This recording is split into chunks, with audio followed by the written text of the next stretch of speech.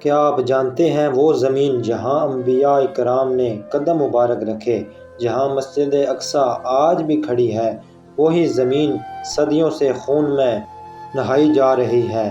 یہ صرف فلسطین نہیں، یہ ہماری تاریخ اور ایمان کا حصہ ہے۔ فلسطین کی سرزمین انبیاء کی سرزمین ہے۔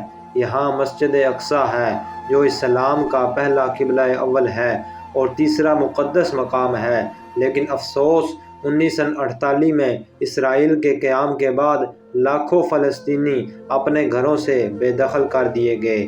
اس دن کو آج بھی یوم النکبہ کہا جاتا ہے، یعنی تباہی کا دن۔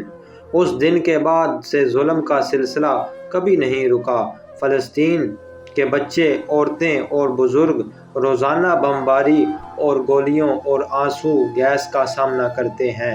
دنیا خاموش ہے، لیکن غزہ کی گلیاں آج بھی چیخ چیخ کر کہہ رہی ہیں، ہم زندہ ہیں، ہم اپنی زمین سے دستبر نہیں ہوں گے۔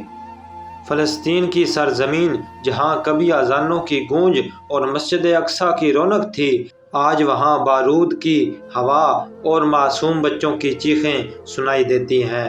بے قصور عورتیں اور بوڑھے اور بچے ظلم کی چکی میں پس رہے ہیں۔ دنیا خاموش ہے، لیکن فلسطین کا ہر بچہ یہ پیغام دینا چاہتا ہے کہ ہم زندہ ہیں، ہم اپنی سرزمین کے وارث ہیں۔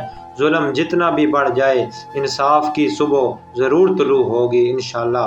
اگر آپ سب بھائیوں کو یہ ویڈیو پسند آئے تو لائک کریں اور فلسطین کے لیے بالخصوص دعا کریں۔ اللہ تبارک و تعالیٰ ان پر اپنا خصوصی فضل و کرم فرمائے۔ یہ ہمارے اکاؤنٹ فلسطینیوں پر قربان، ہمارے جانے فلسطینیوں پر قربان۔ ہم یہ تو کر سکتے ہیں نا، ہم فلسطین کے لیے آواز اٹھا سکتے ہیں۔ یوٹیوب، ٹک ٹاک اور ہمارے جتنے بھی پلیٹ فارم ہیں، دعا اللہ تبارک و تعالیٰ آپ سب بھائیوں کو خوش رکھے، آباد رکھے۔ جزاک اللہ خیرہ۔